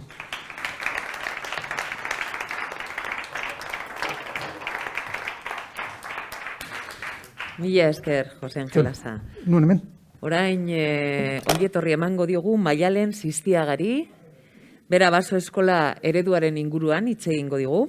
Maialen Sistiaga biologian doktorea da eta Euskal Herriko Unibertsitatean, British Columbiako Unibertsitatean, Kanadan, eta Cagliariko Unibertsitatean, Italian aritu zara ikertzaile eta irakasle gisa. Esperientzia zabala daukazu gaina, aisi talden koordinazioan eta ingurumen hezkuntzan. Hain zuzen, 2016tik Kutxako guneko ingurumen Hezkuntzako departamentuan zabiltza baso eskolako teknikari gisa. Euskal Natura UEU, Naturzientziak taldeko kidea zara, 2007 ezkeroztik. Eta bertan irakaskuntza masterren berrikuntza ikasgelan irakasgaiko irakaslea zara. Zure da denbora. Eskerrik asko, Maitena. Ez dakit, ondo entzuten da? Bai? Vale. Bueno, mila esker, jarraituko pixkat mai inguruan hitzein denetik, ez? Ze, gaur aurkezteren atorren esperientzia hau, edo, duela 4 urtetik martxan daramagun proiektu hau, kontatu nahi dizuet, hain zuzen, mai inguruan sortu den eztabaida horretatik, ez? Aipatu da nola ingurumen hezkuntza modu holistiko batean tratatu behar den, nola esperientzia zuzenak behar diren ingurumen hezkuntza benetan iristeko aurrengana, eta ez aurrengana bakarrik, ez? Hezkuntza komunitate osoa inplikatu nahi dugu. Eta horregatik, gaur proiektu honen berri eman nahi genizuen. Aulkietan topatuko dituzue, pixkat kutxeko gunean ingurumen hezkuntzan kakunek aipatu du leno, ez? Izan zela Zabalegi finka zenetikan, Gipuzkoan egon zen lehenengo ingurumen hezkuntza zentroetako bat, eta hala izanik, ingurumen hezkuntza eskolek irteera puntualen bidez tratatu izan dituzten gaien bidez landu da, ez? Eta baita modu holistiko batean ingurumen hezkuntza lantzen da bai energia berriztagarrien arlotik, bai uraren arlotik, ez? Arlo desberdin horiek ikutu nahi izan dira, agroekonomiaren arlotik. Baina ikusten genuen, eta leheno aipatu da baita mai inguruan ere, ez? Askotan ekintza puntual bidez bakarrik lantzen dela ingurumen hezkuntza, ez? Aipatute Agenda 30aren kontu hau, edo gelditzen dela ikastetxe, irakasle kontzientziatuen eskutan, edo ekintza puntualen esku gelditzen dela kontu hau. Eta ikusten genuen ingurumen hezkuntza landu behar zela, ez ekintza puntual baten bidez, ez irakasle kontzientziatu baten bidez, baizik eta modu zeharkakotasuna landuta esperientzien bidez eta etapa goiztiarretatik hasita, ez? Gaur egun ez dakit jakingo ezuen, baina momentu honetan adibidez hezkuntza kurrikulum ofizialean klima larrialdia lantzen duen herrialde bakarra Italia da, eta batez ere hemen Ziberri hartuko bagenu edo klima larrialdiaren gaia aipatzen da batez ere etapa berantiarragoetan, ez? Eta aurre hezkuntzan, lehen hezkuntzan, klima larrialdea aipatzen bada beti ekintza puntualak egiteko izaten da. Orduan sortu genuen 2016an ikusita Europako beste herrialde batzuetatik zetorren eredu hau, baso eskola eredua, eta oraintxe azalduko dizuet zer den, Euskal Herriko eta Zigera gu Gipuzkoatik ikastetxe desberdinetara zabaltzeko helburuarekin. Bueno, eta giza eskubideen aldeko azoka daukagunez gero, jarri nahi izan dizuet pixkat aurren eskubideak zeintzuk diren, ze izan ere, EAEko dekretuak jasotzen duen 257 dekretu honetan esaten da aurren eskolak ingurunera zabaldu beharko lukela eta arreta jarri beharko genukela aurrek eskolatik kanpo bizi dituzten esperientzia eta ekarpenei, ez? Hori dekretuan jasotzen bada ere, realitatea behintzat pandemia iritsi aurretik oso bestelakoa izan da, bai pandemiak igual ikastetxeen ate horiek gehiago zabaltzen lagundu duela, eta gero horrez gain, baso eskolan jolasaren bidez ikaste dute aurrek, aipatu dira esperientzia zuzenak eta gurean batez ere jolasa izaten da esperientzia zuzen horiek bizitzeko metodologia, ez? Eta jolasa ere Nazio Batuen 30. artikuluan jasotzen da aurren eskubide bada.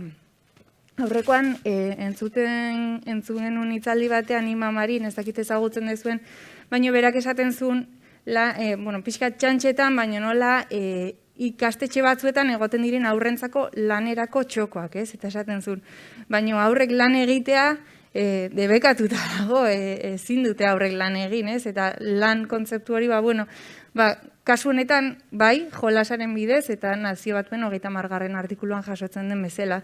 Ze, errealitatea, naiz, aurren eskubideetan, bi kontzeptu horiek jasotzen diren oso bestelakoa da, Eta egun adibidez, Espainiasko estatuan, 5 eta 12 urte bitarteko haurren ia erdiak, egunean ordu bat baino gutxiago ematen du kalean. Hau da, aire librean, ja ez naturan.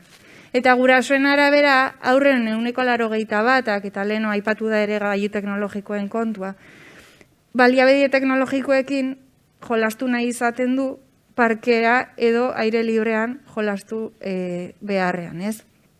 Ordu, gai hau kezkagarria izanik, eta ikusita Europa iparraldean nahiko ohikoa dela ikasgelaz kanpoko hezkuntza o ingurumen hezkuntza bultzatzeko klima larrialdiari erantzun bezala besteak beste, jarri genuen martxan baso eskola eredua.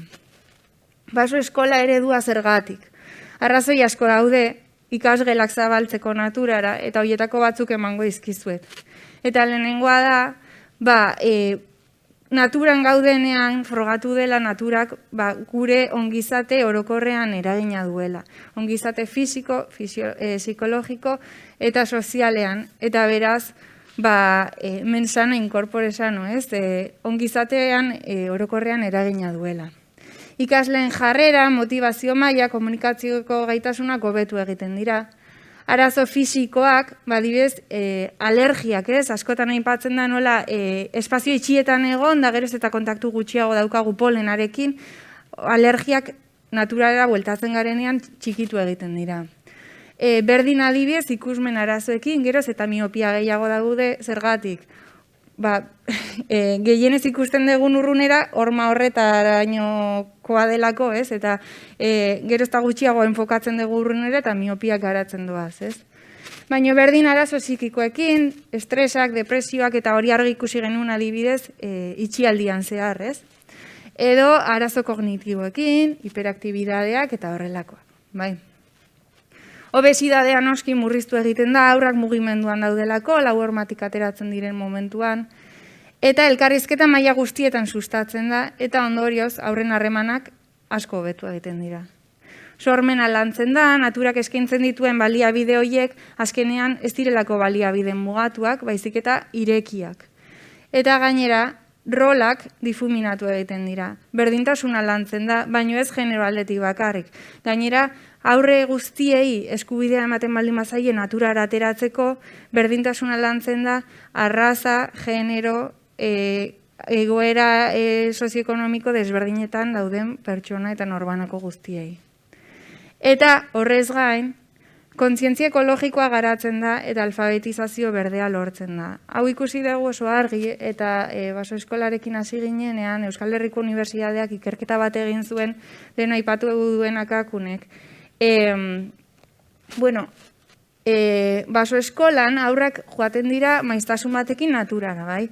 Gutxienez astean behin, hilabetean 4-5 aldiz gomendatzen dugu naturara ateratzea. Eta honek zer egiten du, natura hobeto ezagutzen dutela eta ondorioz klima larrialdiari aurre egiteko erramienta aproposa ere badela, ez? Eta ikusi zuten Euskal Herriko Unibertsitateko ikerlari hauek oso argi galdera zehatz bat egiten zieten aurrei eta zen zertarako dira garrantzitsuak landareak.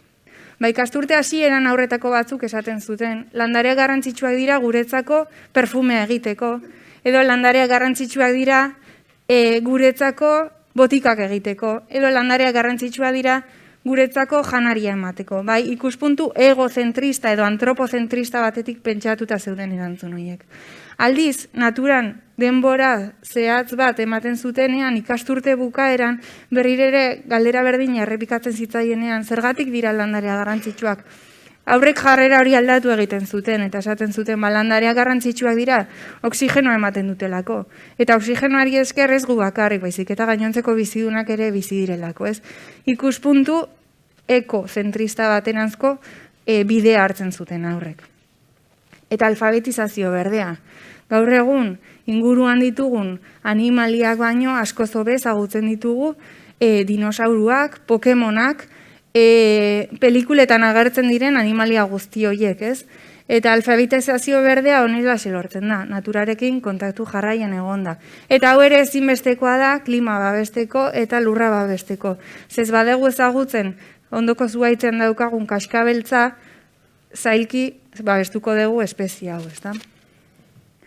Bueno, baso eskolakin esan dut 2016an hasi ginela, baina horren aurretik 2015ean ikusi genuen, aipatu bezala, ingurumen hezkuntzako programa berri baten beharra zegoela.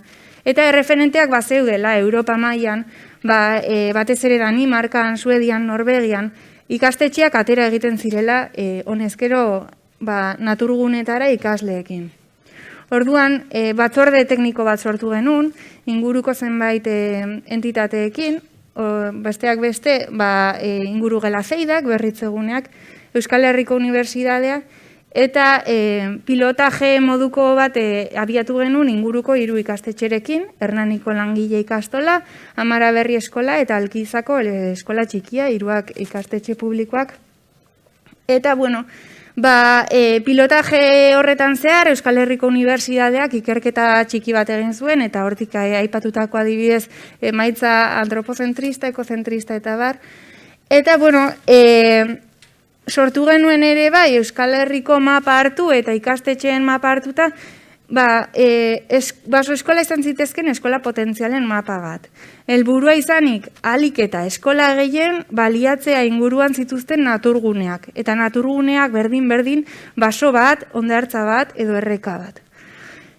Sortu genuen baso eskola txostena eta gaur egun egoera honelakoa da, baso eskola ezaugarri garrantzitsuena da, basoa bera dela ikasteko gunea, aurre hezkuntzako eta lehen hezkuntzako aurrei zuzenduta dagoela, edukiak direla kurrikulum ofizialean eskatzen direnak, eta aipatu bezala jolas librea dela ikasketa metodologia nagusia. Esan bezala, 3 eskola horiekin abiatu zen pilotajea 2016an, eta gaur egun, eta batez ere pandemiaren buma, eraginda, eta pandemiak zerbait hona ekarri badigu izan da, baita hezkuntza modu berritzaio batera, ikastetxeak ireki direla birusaren kutsagarritasuna murrizteko, baina baita ere beste formula batzuk bizi behar izan dituztelako. Eta gaur egun, 3 ikastetxerekin hasi zen hori, 15 ikastetxeko ibilbide bat egitea lortu dugu, eta hauek dira egun baso eskola egiten duten ikastetxeen zerrenda. Ikastetxe guzti hauek ateratzen dira gutxienez astean behin, gutxienez aur talde batekin izan daiteke aurre edo lehen hezkuntzakoa, inguruan daukaten naturgune batera, basora, errekara edo izan daiteke ere lorategi bat, parke bat, adibidez Donostin, Kristina Enea erabiltzen duten parke moduko bat. Orduan, gaur egun, zeintzu dira gurekin baso eskola sare honetan dauden ikastetxeak. Amara Berri, Hernaniko langile ikastola, aipatzen jungo naiz, hauek izan ziren, hasi ziren lehenengo 3ak, eta Alkizako eskola txikia aipatu bezala, baina ondoren etorri ziren Tolosako Samaniego eskola, Txirrita eskola, Ereñozun, Zurriola ikastetxea, Altzon Imaz Bertxolaria eskola, Aizarnako eskola, Txalburu eskola Baltzizketa, Nadunako eskola, Laskorain ikastola, Orereta ikastola, Mariaren Lagundia ikastola, Lardizabal, Aieteko ikastola, Elatzeta ikastetxea Irunen, Olaberriako eskola, Zumaiena ikastetxea Zumaian, eta Anoeta ikastetxea, Irura ikastetxea, Herrikide eta Albizturgo eskola. Horrez gain, hauek izan ikutseko gunean baso eskola sarean dauden ikastetxeak, noski Gipuzkoatik kanpo ere badabiltzala ikastetxe batzuk naturgunetara irekitzen. Bizkaian batzuk jarri izkizuet, Nafarroan ere bai, eta baita Araban ere.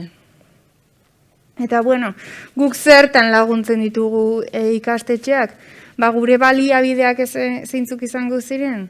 Lehenik eta behin ikastetxe batetik eskaera jasotzen dugunean, irakasleak formatzen ditugu, pixkat ikuspuntu holistiko hori izan dezaten, bai ingurumen kontuetan, baina baita jolasaren ulerkeran, naturaren kontzeptuetan eta bar.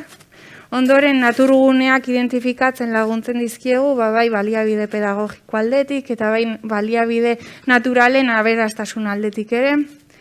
Eta gero lehenengo basoetako saio hietara lagundu egiten ditugu. Jantziak, honelako jantziak erosten ere, nahi izan ezkero lagundu izan ditugu.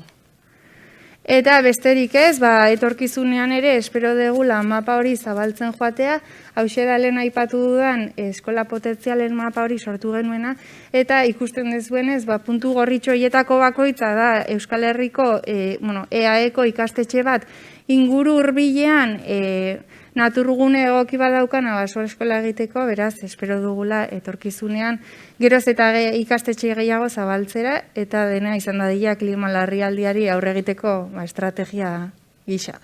Eskerrik asko.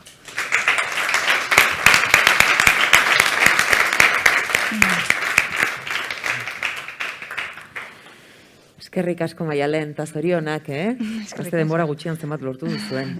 Eta horrela jarraitzen duzuen. Eduardo Arza, mesedez, eskenatokira. Eduardo Arza, Escape Boxen inguruan hitz egingo digu.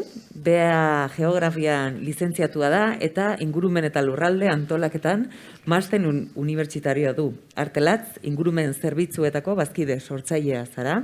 Eta urrian, 30 urte beteko dituzu ingurumen hezkuntzan lanean. Txingudiko zerbitzuen ingurumen hezkuntzako programa kudeatzen duzu, eta horretarako kanpainak eta baliabideak diseinatzen eta garatzen dituzu. Hoien artean, Escape Hall, berria, orain aurkeztuko diguzuna. Artelatz zer da, jasangarritasunerako hezkuntzan adituak diren talde bada. Gure gizarteak eta planetak behar dituen ingurumen, gizarte eta ekonomia erronkei aurre egiteko tresnak funtsezkoak direla ikusten duzue eta horrela helaraziko digu. Mila esker. Eskerrik asko. Ni kasu konkretu bat aurkeztea etorri naiz. Hor ikusten dezuten bezala, bada Escape Hall baliabide pedagogikoa, Txingudiko zerbitzuak sortu duna. Hemen egin genuena izan zen pixkat 3 osagai hartu, alde batetik ingurumen hezkuntza, bestaldetik garapen jasangarriko helburuak, GJH-ak edo ODS-ek, erderaz, eta azkenik gamifikazioa. Hartu genuen gamifikazioan, kasu hontan, escape formatuan edo dinamizazioan dagoen jokoa, eta 3 elementu horiek hartu genitun, pixkat kokteleran sartu, eta atera gerun hau. Hau da Escape Hall bat. Kontzeptua dator escape mundutikan. Denok segurazki ezagutzen dezue, eta gehienak igual parte hartu dezue, escape roometan, ez? Escape roomek daukan helburua da gela batetik ateratzea. Hori guretzako zen arazo bat, alde batetik ekonomikoa. Eta bestatetik, gela horietako geletan normalean 6 bat pertsona baino gehiago ez direlako egoten, ez? Eta gu ohituta gaude lantaldearekin, batez ere ikastetxeekin lan egiteko. Orduan gun behar genuen beste formato bat. Badago beste formato bat, dara boxak, escape boxak, direla hor ikusten dituzuen baten laurdena, gutxi gora bera. Eraiki daitezke nahi ditugunak, ez dakit, bidali ikastetxe batea, adibidez, eta hor lantzea. Baina, problema logistikoa zeukan, mantenua ere bai, eta jolasen dinamizazioan ere bai.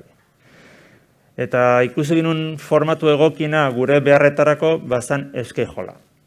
Eta zer da escape hola, hori irudietan ikusten dezutena. Azkenean da gela bat, baina kasu honetan helburua ez da gelatik ateratzea. Helburua da hor dauden kutxak irekitzea eta barruan dagoen sekretua ateratzea. Eta format hori erabaki genuen. Hor ikusten dituzue 4 kutxa, berez gela hortan daude 8. Box bakoitzean egoten dira 3-4 bat ikasle, edo pertsona, berdin da ze adinekoak.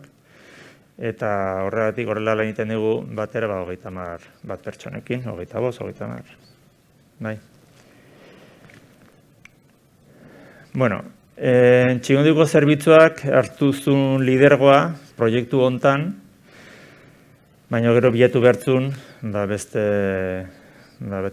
finanziazioa lortu behartzun, ez da.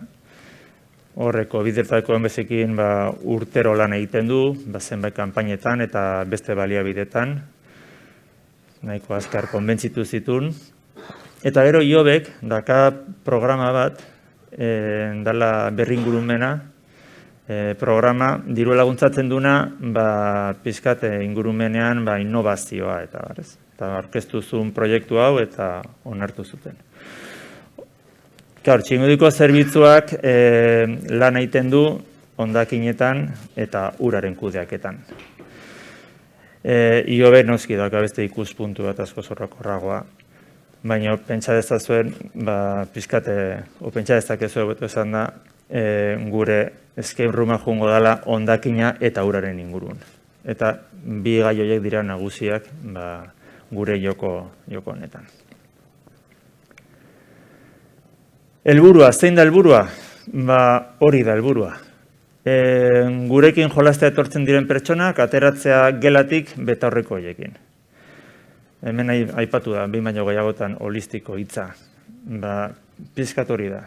Ateratzen direnean, hori jantzita eramatea eta ikustea hondakinak eta ura ez direla bi gauzak independienteak. Dituztela beste lotura batzuk. Hemen daude, GJH-ak gu lantzen dugu batez ere 6garrena, 11garrena eta 12garrena. Baina esan dizuan bezala, gauza da, hiru horiek konturatzea beraiek, jokoan bidez, lotura dutela uraren kontsumoa edo kontsumo arduratsu bat, beste nahi duten beste helburuekin. Orduan, ateratzen direnean, pizkat konturatzea beraiek, kontsumitzaile bezala, dutela ahalmen bat, eta ikuspen horrotan, globalki pentsatzea zaharren, tokian jardun behar dutela, gauza horietan eragina izateko. Konturatzea ahalmena hori dutela, bai? Bueno, hori da helburuan, nada más ni nada menos. Eta ja noa justu azaltzea pixkat jolasa zertan datzan, bai? Hemen ikusten dira elementu ezberdinak.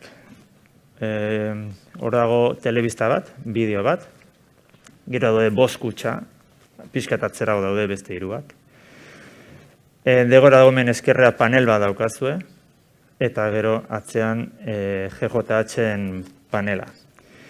Eta hemen falta da beste osagai bat, dala oso importantea dela ingurumen hezitzailea. 5 elementu. Bideoa balio zaigu batez ere, jokoa aurkezteko. Sartzen direnean, ateratzen da aktore bat eta oso modu dramatikoan azaltzen du pixkat egoera global bat. Pizkanaka juten da azaltzen, bazten dan arrazori eta gakoa edo horren irtenbidea ez dagoela igual hain eremu orokorrean baizik eta bakoitzaren gan, ez? Eta juten da pizka bideratzen diskurtso hori. Eta planteatzen du bakoitza bilatu behar dula arazo global horien gakoa zein den. Eta hori da bilatu behar dutena boxetan. Boxak berez dira bikanda du, bada direkzionala, bestea numerikoa eta koloreak ditu ere, bai, eta importantea dira koloreak ere. Eta inbertuzte biak ireki, eta ireki zituztean, erronka ezberdinak azaltzen dira kutxan, eta jun behar dira erronka horiek gainditzen. Hori gainditzeko dute 3. elementua dela panela, eta panelan dagoen informazioarekin bere jun behar dira planteatzen diren erronken emaitzak lortzen. Hortik ateratako informazioarekin.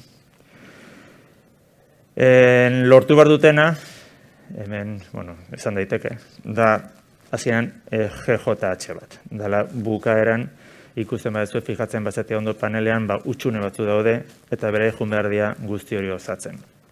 Ikusiz, naiz eta taldean lana egin beste guztien lanarekin ez bada ez dutela hori osatzen. Eta hor klabea da ingurumen hezitzaileak, ez? Batez ere ez bakarrik dinamizatzeko jolasa da oso autonomoa, zan nahi dut, berak ez du informazioa eman beharrikan. Bakarrik gidatu behar ditu, tempoak markatu behar ditu oso ondo. Ni izango nuke oso zaila dela, batera laguntzi gabe hori lortzea, ateratzea, orduan garrantzitsu da bera entzatzeti bera badaki noiz markatu behar ditu, noiz lagundu behar duen gutxi gora bera dena juteko momentu berberean. Eta horrela gutxora bukatzute dena batera. Hori da pixka bat dinamika. Barruan daude kandaduak, daude rele ezberdinak, hor ezkerrean daukazuen irudia rele batzu dira gaikaku bilketak ikasteko laguntzen duna.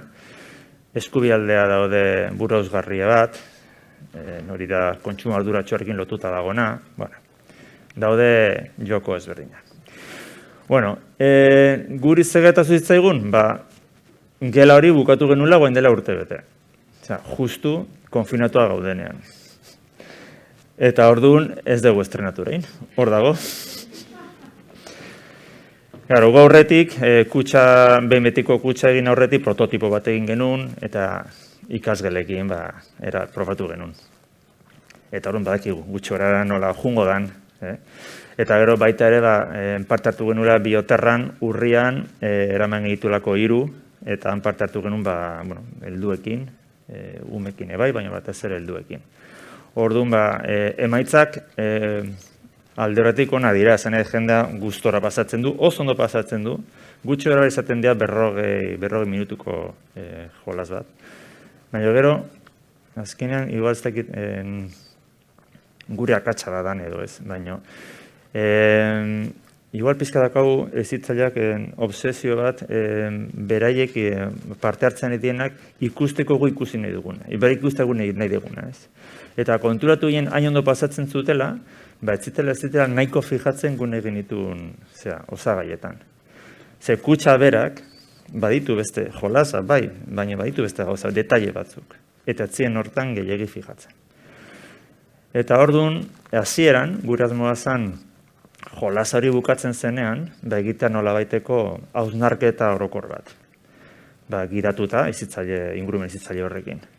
Baina zen formato bat oso klasikoa. Eta pentsatu genuen, guazen hori egitea, baina guazen erabatea tresna digital bat. Eta orduan, hori da pixka bat sortu duguna, egia esateko sortzen ari garena, pizka bat, kutsa bertan, dagoen kontsumo arduratsuaren atala, dagoen ondakinen kudaketan hierarkia, ekonomia zirkularra, dira irudi batzuk hor daudena, segurazki gehienak direla fijatu gehiegi, nahi dutelako lehenbailen egin eta bukatu eta bar. Eta orduan, horrekin, tresna horrekin, ordu erdi baten edo, hori dena lantzen dugu. Eta derrigortzen du beraien artean eztabaidatzeko eta hitz egiteko eta hausnarketa bat egiteko gu nahi ditugun gaien inguruan. Alderatzeko ekonomia lineala eta zirkularra adibidez. Edo kontsumo arduratsua, edo ikusten genuen loturak, zer lotura dago uraren kontsumoarekin beste gai ezberdinekin. Eta horrela bukatzen da. Bideo bat egin dugu, gaur bertan bukatu dugu bideoa, egia esateko. Ekarri diguzuk ikusteko, izango da, gune dugu hau izatea horrelako ikastetxetara edo bidaltzeko, ber sortzen duen gogoak juteko. Ea gustatzen zaizue.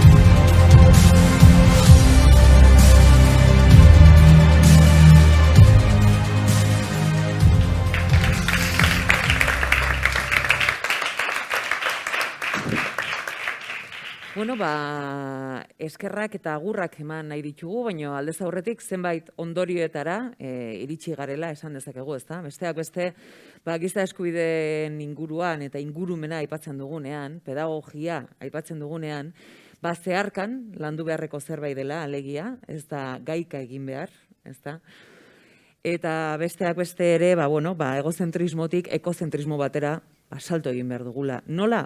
Metodologiak badaude, egia da oraindik perfektuak izan ez direla, baina badago jende bat, eta ikusi ditugu hemen adituak, honen inguruan hitz egiten, eta baita ere, zenbait eskaintza egin dizkigute, ezta? Eta ez dela bakarrik azkenean, lehen aipatu duzuen bezala, ez da umei esteko garailean, gogoratu behar zaien zerbait, baizik eta gure bizitzeko era aldatu behar dugula, Eta klima aldaketa ja hemen dago, baina agian gizadiaren aldaketa ez dago.